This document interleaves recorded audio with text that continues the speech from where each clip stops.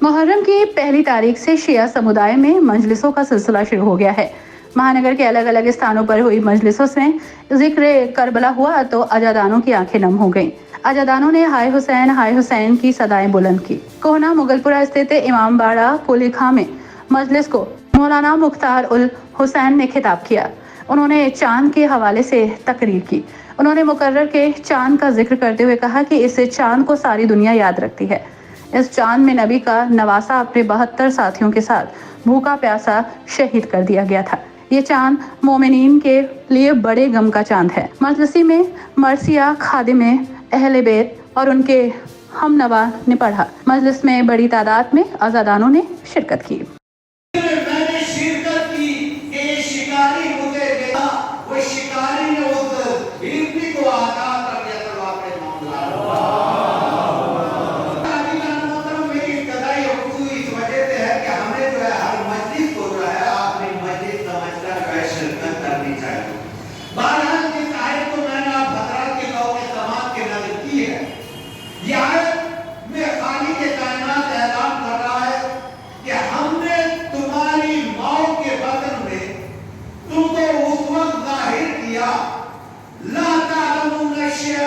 جب تم کچھ نہیں جانتے تھے، لا علم تھے، ہم نے ذریعہ علم بنا کر تم کو جو کان عطا کیے، تو آنکھیں عطا کی اور ایک دل عطا کیا۔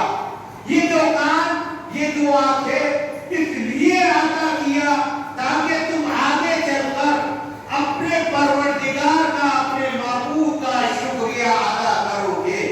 تو ماں بچے کے لیے پہلا مدرسہ، پہلا اسکول، پہلا کالج، پہلی یونیورسٹی، ماں چاہے تو بچے کو نیک کردار بنا دے، ماں چاہے تو بچے کو بد کردار بنا دے، ماں چاہے تو بچے کو جنتی بنا دے، اگر ماں چاہے تو بچے کو جہنمی بنا دے۔ اگر ماں نے غلط راستے پر چل کر بچے کو حاصل کیا تو بچہ نجس، اگر بچہ نجس تو اس کا دل نجس، اگر دل نجس تو محبت اہل بیت آئے گی نہیں اور جنت کا پروانہ ملنے والا نہیں۔